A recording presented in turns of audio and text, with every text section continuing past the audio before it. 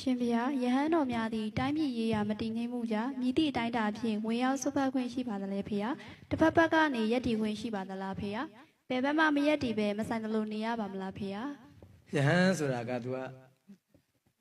ကုသိုလ်ဖြစ်အောင်လမ်းညွှန်ပေးရတဲ့တာဝန်ရှိတယ်ဆရာဆိုတာလေမကောင်းမြတ်တာကောင်းရညွှန်လက်လို့ဆိုတာကိုအဲ့တော့ယဟန်တန်ခါဆိုတာကပါဠိလိုကတမနာလို့ခေါ်တာတမနာဆိုတာကငြိမ်းချမ်းခြင်းလို့ဟုတ်လားငြိမ်းအေးသူလို့အဓိပ္ပာယ်ရတယ်နော်ကိလေသာတမတိတိတမနောငြိမ်းအေးခြင်းလို့ယဟန်ဝက်လာကြတာလေအဲ့တော့ငြိမ်းအေးအောင်ကျင့်ဖို့တာဝန်ရှိတယ်အဲ့တော့ကိုယ်တိုင်လည်းငြိမ်းအောင်ကျင့်ရမယ်သူများကိုလည်းငြိမ်းအောင်ပြောရမယ်တာဝန်ယဟန်တာဝန်ပဲနော်အဲ့တော့ဓမ္မလမ်းကြောင်းဘက်ကနေပြီးတော့ဦးဇင်းတို့ပြောတာဟောတာတော့ကိစ္စမရှိပါဘူးတိတိကျကျပြောရတော့ခက်တယ်ဒီကိစ္စကလေဘယ်တိုင်းတာတိလို့ပြောဖို့တော့ခက်တယ်ဘာလို့ကျယ်ဝန်းတာဒီကိစ္စတွေကြတော့လေအဲ့တော့ပုံသေးကားချက်ကြီးပြောလို့မရအောင်အဓိကယဟန်ရဲ့လုပ်ငန်းတာဝန်ကတော့ကုသိုလ်ဖြစ်အောင်ကိုယ်တိုင်လည်းကျင့်ပြီးတော့သူများကိုလည်းတိုက်တွန်းဖို့တာဝန်ယဟန်တာဝန်ပဲနော်အကုသိုလ်ဖြစ်အောင်တော့ဘယ်သူကမှမဟောရအောင်မပြောရဘူးပေါ့နော်အဲ့တော့တော့တတိထားမှာပဲအဓိကအဲ့ဒါပဲအဲ့တော့ကုသိုလ်လမ်းကြောင်းဘက်ကတော့ပြောဟောလို့ရပါတယ်အကုသိုလ်ဖြစ်အောင်တော့ဟောပြောလို့မရပါဘူးနော်ဒါဆိုယဟန်နေရာဥမာပါရှင်များရဲ့ဒီပါတီတွေပဲဖြစ်ပေါ့အဲ့ဒါမျိုးပါတီဆွဲတွေပါရောရှိတယ်လားဗျာ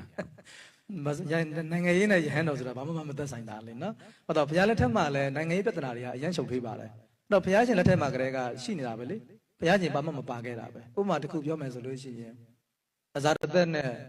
ဗိမိတာရမင်းဇလန်းကြည့်လိုက်လေဒါဗိမိတာရမင်းဆိုတာကဘုရားရှင်ရဲ့တပည့်အရင်ခောက်သောတာပန်လေနော်သောတာပန်ဘုရင်ကြီးဖြစ်ပါတယ်အဲ့တော့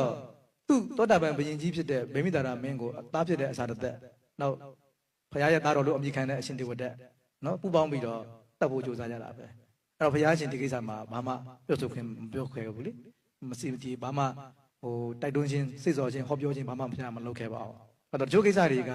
သူတို့ပါလို့မရတဲ့ကိစ္စတွေတော့ရှိတယ်ရဟန်းတော်တွေဘာလို့သာသနာအတွက်အများကြီးထိခိုက်စေတဲ့ကိစ္စတွေရှိတယ်ဦးဇင်းတို့စာပေထဲမှာဆိုရင်ရဟန်းတန်ဃာတော်တွေကရာဇဝန္လံပဘေးဆိုတာရှိတယ်ဒီသက်ဆိုင်ရာအာဏာပိုင်တွေအစိုးရတွေဘယင်တွေနဲ့ရင်းနှီးမှုကိုမလိုလားကြအောင်ဘာဖြစ်လို့လဲဆိုတော့အန္တရာယ်များလုံးအားကြီးလို့လေအန္တရာယ်များလုံးအားကြီးလို့ညမဆောဘုရားတော်မှာနန်းတွင်းတဲ့ဝင်တဲ့အဖြစ်10ပါးဆိုပြီးတော့အင်္ဂုတ္တမှာဟောထားသေးတယ်ဘာလို့တော့ရဟန်းတန်ဃာတွေအတွက်အရန်အန္တရာယ်များတဲ့ကိစ္စတွေပေါ့တန်ဃာတစ်ပါးကိုအကြောင်းပြပြီးတော့သာသနာတစ်ခုလုံးထိခိုက်သွားတဲ့အနေအထားတွေလည်းရှိတာ။ဒါကြောင့်မြတ်စွာဘုရားကတော့ကိုယ့်အလုပ်ကိုလုပ်စေခြင်းနဲ့ဒီလိုမျိုးလူမှုကိစ္စတွေမှာပါတာမျိုးဘုရားကမကြိုက်ဘူးပေါ့နော်။